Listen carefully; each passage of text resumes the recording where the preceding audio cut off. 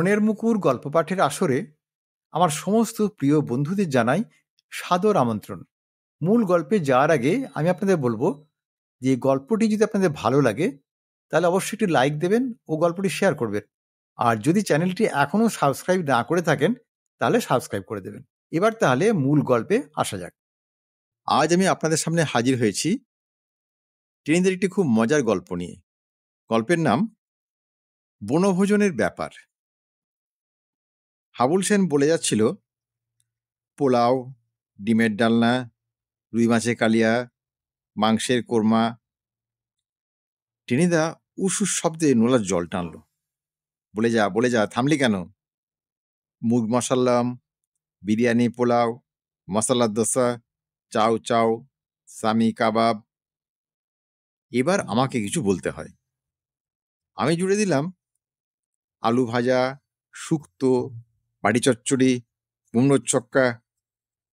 টেনিদা আর বলতে দিল না, গাঁক গাঁক করে চেঁচিয়ে উঠল, থাম পেলা, থাম বলছি। শুক্তো, বাড়ি চচ্চড়ি। দাঁত খিচিয়ে বললে, তার চেয়ে বল না হিঞ্চে সেদ্ধ, কাঁদাল আর শিঙি মাছের ঝোল। পালা জোরে ভুগিস আর বাসক পাতার রস খাস, এর চাইতে বেশি বুদ্ধি আর কি হবে রে তোর? দিব্যি আইসা আইসা মোগলাই খানার কথা হচ্ছিল, আর তার মধ্যে ধাঁ করে নিয়ে এলো বাড়ি চচ্চড়ি, বিউলির ডাল। দেখ তোর। ক্যাবলা বললে, পশ্চিমে কুঁদরুর তরকারি দিয়ে ঠেকুয়া খায়, বেশ লাগে, কিন্তু বেশ লাগে। তিনি তো তিরিং করে লাফিয়ে উঠল, কাঁচা লঙ্কা আর ছোলার ছাতু আরো ভালো লাগে না? তো তাই খেয়ে যা না, তোদের মতো উল্লুকের সঙ্গে পিকনিকে আলোচনা করাও ঝক মারি। হাবুল সেন বললে, আহা হা, চৈত্রে যাইতেছ কেন? সব পোলাপানে কয়। পোলাপান? এই গাড়ালুলোকে জলপান করলে তবে রাগ যায়। তাও কি খাওয়া যাবে এগুলোকে? নিমনিসিন্দের চেয়ে অখাদ্য। এই রইল তোদের পিকনিক, আমি চললাম। তোরা ছোলার ছাতু আর কাঁচা লঙ্কার পিন্ডি গেলগে, আমি ওসবের মধ্যে নেই। আরে সত্যি চলে যায় দেখছি। আর দলপতি চলে যাওয়া মানেই তো আমরা একেবারে অনাথ। আমি টেনিদের হাত চেপে ধরলাম, আহা বসো না, একটা প্ল্যান ট্যান হোক, ঠাট্টাও বোঝো না।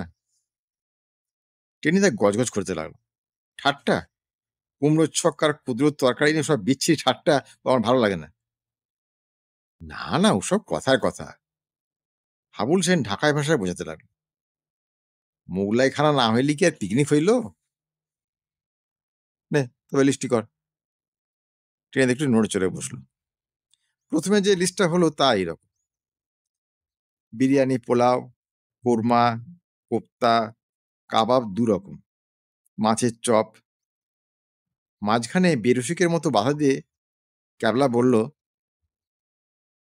তাহলে তো বাবুর্চি চাই, একটা চাকর, একটা মোটর লরি, 200 টাকা। দেখ ক্যাবলা। টেনিদা ঘুষি বাগাতে চাইল। আমি বললাম, চটলে কি হবে? 4 জনে মিলে চাঁদা তুটেছে মোট 10 টাকা 6 আনা। টেনিদা নাক চুলকে বললে, তাহলে একটু কমসম করেই করা যাক। ট্যাকখালি জমিদার সব, তোদের নিয়ে ভদ্রলোকে পিকনিক করে। আমি বলতে যাচ্ছিলাম, তুমি তো দিয়েছো 6 আনা, বাকি 10 টাকা গেছে আমাদের 3 জনের পকেট থেকে। কিন্তু বললেই গাঁটটা, আর সেই গাঁটটা ও ঠাট্টার জিনিস নয়, জুৎসই লাগলে স্রেফ গালপাটটা উড়ে যাবে। রফা করতে করতে শেষ পর্যন্ত লিস্টটা যা দাঁড়ালো তা এরকম: খিচুড়ি, ব্র্যাকেটে পেলা রাজহাঁসের ডিম আনিবে বলিয়াছে। আলু ভাজা, ব্র্যাকেটে ক্যাবলা ভাজিবে। পোনা মাছের কালিয়া, ব্র্যাকেটে পেলা রাঁধিবে। আমের আচার, ব্র্যাকেটে হাবুল দিদিমার ঘর হইতে হাত সাফাই করিবে। রসগোল্লা লেডিকিনি, ব্র্যাকেটে ধারে ম্যানেজ করিতে হইবে। লিস্টটি শুনে আমি হাঁড়িমুখ করে বললাম, ওর সঙ্গে আর একটা আইটেম জুড়ে দে হাবুল, টেনিদা খাবে। পেলার মগজে শুধু গোবর নেই, ছটাকখানে ঘিলু আছে দেখছি। বলেই টেনিদা আদর করে আমার পিঠ চাপড়ে দিল। আরে বাবা, গেছি গেছি বলে লাফিয়ে উঠলাম আমি। আমরা সব পটলডাঙ্গার ছেলে, কিছুতেই ঘাবড়ায় না। চাটুর্যেদের ওয়াকে বসে রোজ দুবেলা আমরা গন্ডায় গন্ডায় হাতি গন্ডার সাবার করে থাকি। তাই বেশ ডাঁটের মাথায় বলেছিলাম, দূর দূর, হাঁসের ডিম খায় ভদ্রলোক, খেতে হলে রাজহাঁসের ডিম, রীতিমতো রাজকীয় খাওয়া। কিন্তু কোথায় পাওয়া যাবে শুনি? খুব যে জালিয়াতি করছিস, তুই ডিম পারবি নাকি? টেনিদা জানতে চেয়েছিল। আমি পারতে যাবো কোন দুঃখে, কি দায় আমার? আমি মুখ বেজার করে বলেছিলাম, হাঁসে পারবে। তাহলে সে হাঁসের কাছ থেকে ডিম তোকেই আনতে হবে। যদি না আনিস তাহলে তাহলে কি হবে বলবার দরকার ছিল না। কিন্তু কি গেড়ো বলো দেখি। কাল রবিবার, ভোরের গাড়িতে আমরা বেরোবো পিকনিকে। আজকের মধ্যেই রাজহাঁসের ডিম জোগাড় করতে না পারলে তো গেছি। পাড়ায় ভন্টাদের বাড়ি রাজহাঁস আছে গোটা কত, ডিম টিমও তারা নিশ্চয়ই পারে। আমি গিয়ে ভন্টা কি পাকড়াও করলাম। কিন্তু কি খলিফা ছিলে ভন্টাটা! দুয়ানার পাঁঠার ঘুগনি আর ডজন খানেক ফুলুরি সাবড়ে তবে মুখ খুলল। ডিম দিতে পারি, তবে নিজের হাতে বার করে নিতে হবে বাক্সর থেকে। তুই দিয়ে না ভাই এনে, একটা আইসক্রিম খাওয়াবো। ঘন্টার ঠোঁট বেঁকিয়ে বললে, হ্যাঁ, নিজেরা পোলা মাংস সাঁটবেন আর আমার বেলা আইসক্রিম, ওতে চলবে না। ইচ্ছে হয় নিজে বের করে নাও, আমি বাবা ময়লা খাটতে পারবো না। কি আর করি, রাজি হতে হলো। ঘন্টা বললে, তাহলে দুপুরবেলা আসিস, বাবা মেজদা অফিসে যাওয়ার পরে। মা তখন ভোঁস ভোঁস করে ঘুমোয়, আর সেই সময় ডিম বের করে দেবো। কথা মতো গেলাম দুপুরে। উঠোনে এক পাশে কাঠের বাক্স, তার ভেতরে সার সার খুপড়ি, গোটা দুই হাঁস ভেতরে বসে ডিমে তা দিচ্ছে।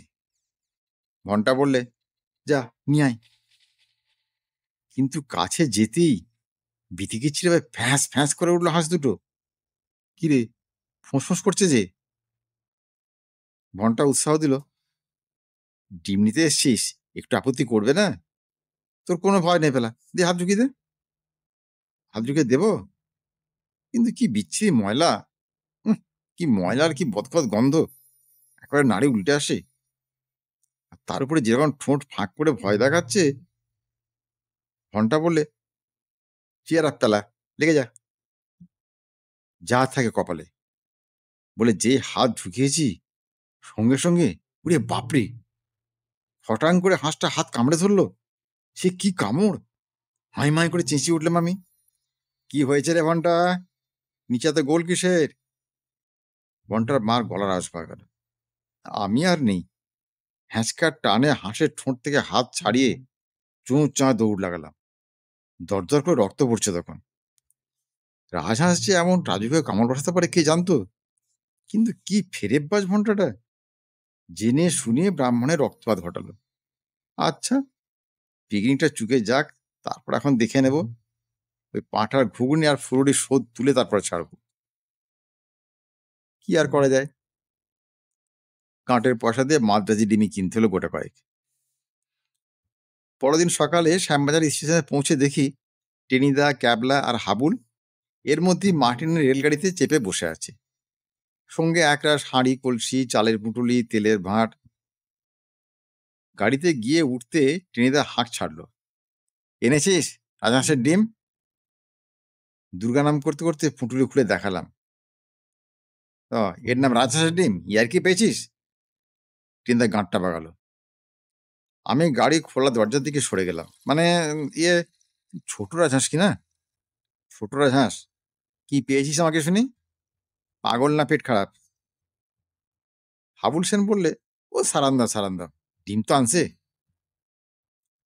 টেনিদা গর্জন করে বললে, ডিম এনেছে না কচু? এই তোকে বলে রাখছি পেলা, ডিমের ডালনা থেকে তোর নাম কেটে দিলাম। এক টুকরো আলু পর্যন্ত নয়, একটু ঝোলও নয়। মন খারাপ করে আমি বসে রইলাম। ডিমের ডালনা আমি ভীষণ ভালোবাসি, হ্যাঁ, তাই থেকে আমাকে বাদ দেওয়া।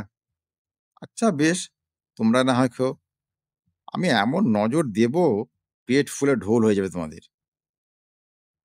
পিঁ করে বাঁশি বাজলো, নড়ে উঠলো মার্টিনের রেল।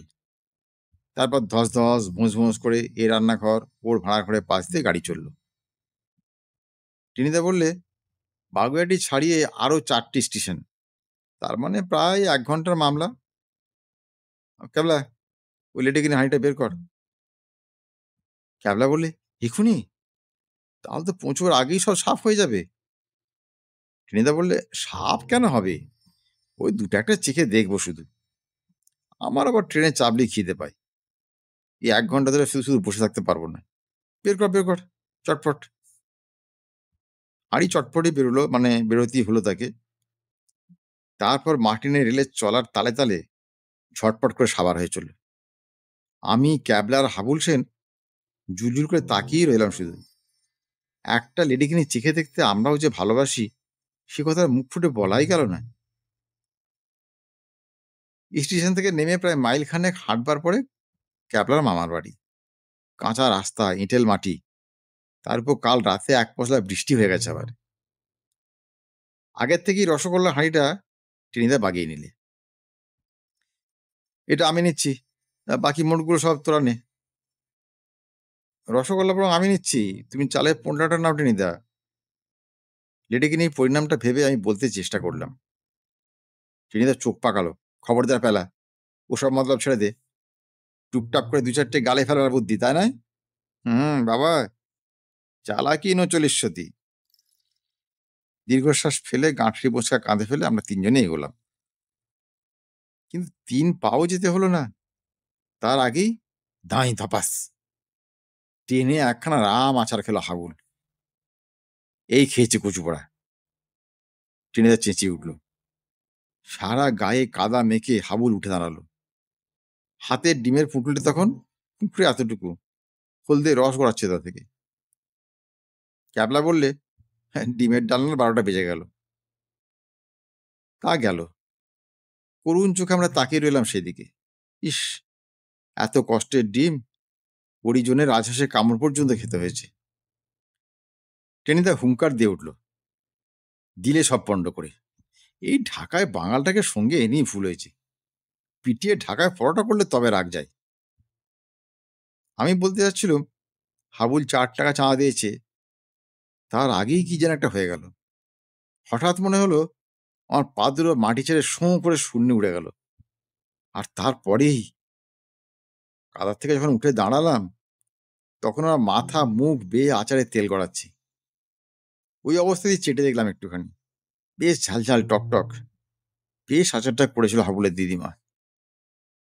ক্যাবলা আবার ঘোষণা করলে, আমের আচারে ১টা বেজে গেল। টিনিদা ক্ষেপে বললে, চুপ কর বলছি ক্যাবলা, এক চড়ে গালের বোম্বা উড়িয়ে দেব। কিন্তু তার আগেই টিনিদা বোম্বা উঠল। মানে স্রেফ লম্বা হলো কাদায়। ৭ হাত দূরে ছিটকে গেল রসগোল্লার হাঁড়ি। ধপধপে সাদা রসগোল্লাগুলো পাশের কাদাভরা খানায় গিয়ে পড়ে একেবারে নেবুর আচার। ক্যাবলা বললে, রসগোল্লার ২টো বেজে গেল। এবার আর টেনিদা একটা কথাও বললেন না। বলবার ছিলই বা কি?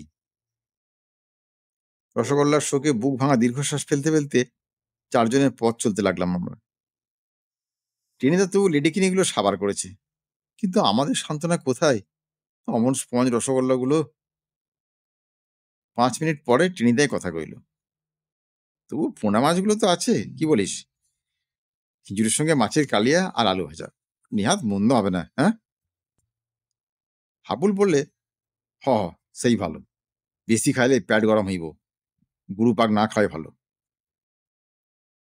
ক্যাবলা মিটমিট করে হাসল। শিয়াল বলছিল, দ্রাক্ষা ফল অতিশয় খাট্টা। ক্যাবলা ছেলেবেলায় পশ্চিমে ছিল, তাই ২-১টা হিন্দি শব্দ বেরিয়ে আসে মুখ দিয়ে।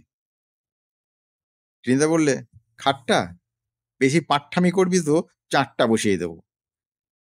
ক্যাবলা ভয়েস স্পিকটি নট। আমি তখনও নাকের পাশ দিয়ে ঝাল ঝাল টকটক তেল চাটছি। হঠাৎ বুক পকেটটা কেমন ভিজে ভিজে মনে হলো। হাত দিয়ে দেখি বেশ বড়সড় একটা টুকরো আমের আচার তার ভেতরে কালিমি হয়ে আছে। জয়গুরু! এদিক ওদিক তাকিয়ে টপ করে সেটা তুলে নিয়ে মুখে পুড়ে দিলাম। সত্যি হাবলে দিদিমা বেশ আচার করেছিল। আরো গোটা যে ঢুকতো ভালোই হতো। বাগানবাড়িতে পৌঁছলাম আরো মিনিট ১৫ পরে। চারিদিকে সুপুরে আর নারকেলের বাগান, একটা পানা ভর্তি পুকুর, মাঝখানে একতলা বাড়িটা। কিন্তু ঘরে চাবি বন্ধ। মালিটা কোথায় যে কেটে পড়েছে কে জানে? টেনিদা বললে, অকুচ পড়ারি, চলে যাক মালি। বলাং বলাং বাহু বলং, নিজেরা উনুন খুঁড়বো, খড়ি কুড়বো, রান্না করব। মালি বেটা থাকলেই তো ভাগ দিতে হতো। যা হাবুল, ইট কুড়িয়ে আন, উনুন করতে হবে। পেলা, কাঠ কুড়িয়ে নিয়ে আয়, ক্যাবলাকে সঙ্গে করে নিয়ে যা। আর তুমি? আমি ফস করে জিজ্ঞেস করে ফেললাম। আমি? একটা নালকা গাছে হেলান দিয়ে টেনিদা হাই তুলল। আমি না হয় এগুলো সব পাহারা দিচ্ছি। সবচাইতে কঠিন কাজটা আমি না নিলাম। শিয়াল কুকুর এলে তাড়াতে হবে তো। যা তোরা, হাতে হাতে বাকি কাজগুলো চটপট সেরায়। কঠিন কাজই বটে। স্কুলে পরীক্ষার গার্ডদেরও ঠিক অমনি কাজ করতে হয়। ত্রৈরাসিকের অঙ্ক কোষ থেকে যখন ঘোড়া ঘোড়া ঘাস ঘাস নিয়ে আমাদের দম আটকাবার জো, তখন গার্ড মইনেবুকে টেবিলে পা তুলে দিয়ে ফঁড় ফঁ শব্দে নাক ডাকাতে দেখেছি। টিনিদা বললে, যা যা, সব দাঁত বার করে দাঁড়িয়েছিস কেন? ঝাঁ করে রান্না করে ফেল, বড্ড খিদে পেয়ে গেছে। তা পেয়েছে বই কি, পুরো এক হাঁড়ি লেডে কিনে এখনো গজগজ করছে পেটের ভিতর। আমাদের পড়াতেই শুধু অষ্টরম্ভা। প্যাঁচার মতো মুখ করে আমরা কাঠখড়ি সব কুড়িয়ে আনলাম। টেনিদা লিস্টি বার করে বললে, মাছের কালিয়া পেলা রাঁধিবে। আমাকে দিয়েই শুরু। আমি মাথা চুলকে বললাম, খিচুড়ি টিচুড়ি আগে হয়ে যাক তবে তো।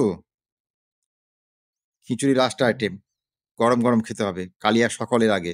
নে পেলা, থেকে যায়। ক্যাবলার মা মাছ কেটে নুন টুন মাখিয়ে দিয়েছিলেন, তাই রক্ষা। কড়াইতে তেল চাপিয়ে আমি মাছ তাদের ঢেলে দিলাম। আরে, এ কি কাণ্ড! মাছ দেবার সঙ্গে সঙ্গে কড়াই ভর্তি ফেনা। তারপরে আর কথা নেই, অতগুলো মাছ সব তালগুলো পাকিয়ে গেল একসঙ্গে। তো মাছের কালিয়া নয়, মাছের হালুয়া। ক্যাবলা আদালতে পেয়াদা মতো ঘোষণা করলো, হ্যাঁ, মাছের কালিয়া 3টে বেজে গেল। তবে রে স্টুপিড! টেনিদা তড়াক করে লাফিয়ে উঠল।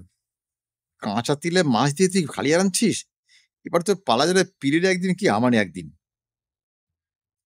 এ তো আর মাটি নেই, রেল নয়, সোজা মাঠের রাস্তা। আমার কান পাকড়াবার জন্য টেনিদার হাতটা এগিয়ে আসবার আগেই আমি হাওয়া, একেবারে পাঞ্জাব মেলে স্পিডে।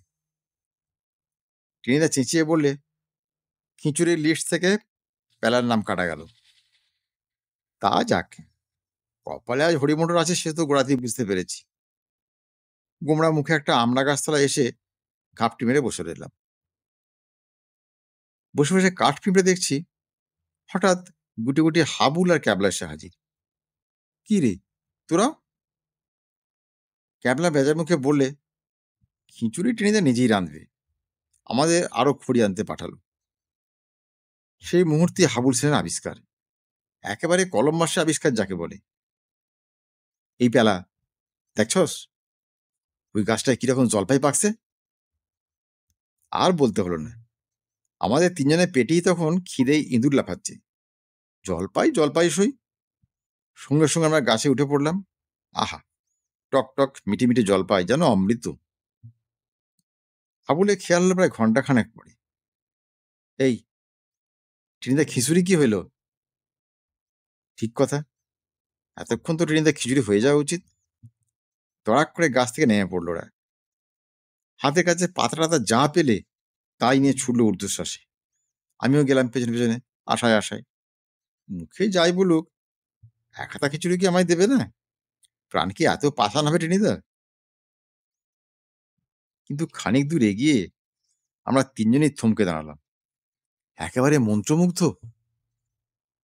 টেনিদা সেই নারকেল গাছটা হেলান দিয়ে ঘুমুচ্ছে, আর মাঝে মাঝে বলছে, দে, দে ক্যাবলা, পিঠটা আর একটু ভালো করে চুলকে দে। পিঠ চুলকে দিচ্ছে, সন্দেহ কি? কিন্তু সে ক্যাবলা নয়, একটা গোদা বানর। আর 4-5টা গোল হয়ে বসে আছে টেনিদের চারদিকে। কয়েকটা তো মুঠো মুঠো চাল ডাল মুখে পুড়ছে, একটা আলুগুলো সাবার করছে, আর আস্তে আস্তে টেনিদার পিঠ চুলকে দিচ্ছে। আরামে হাঁ করে ঘুমোচ্ছে টেনিদা। থেকে থেকে বলছে, দে ক্যাবলা, আর একটু ভালো করে চুলকে দে। এবার আমরা তিনজনে গলা ফাটিয়ে চেঁচিয়ে উঠলাম, টেনিদা, বাঁদর, বাঁদর! কি? আমি বাঁদর? বলি টিনিদা হাঁ করে সোজা হয়ে বসলো। সঙ্গে সঙ্গে বাপ বাপ বলে চিৎকার, ক্লিচ ক্লিচ কিচ কিচ। চোখের পলকে বানরগুলো কাঁঠাল গাছে মাথায়, চাল ডাল আলুর পুটলো সেই সঙ্গে। আমাদের দেখিয়ে দেখিয়ে তরিবোধ করে খেতে লাগলো। আর সেই সঙ্গে কি বিচ্ছিরি ভেঙচি! ওই ভেঙচি দেখেই না লঙ্কা রাক্ষসগুলো ভয় পেয়ে যুদ্ধে হেরে গিয়েছিল। পুকুরে ঘাটলায় চারজন আমরা পাশাপাশি চুপ করে বসে রইলাম, যেন শোক সভা। খানিক পরে ক্যাবলায় স্তব্ধতা ভাঙল। বনভোজনে 4টে বাজলো। তা বাজলো। টিনা দীর্ঘশ্বাস ফেললো। কিন্তু কি করা যায় বলতে পেলা? সেই লেডেকিনিগুলো তো কখন হজম হয়ে গেছে, পেট চুঁই চুঁই করছে খিদেই। অগত্যা আমি বললাম, টিনিদা, বাগানে একটা গাছে জলপাই পেকেছে। জলপাই?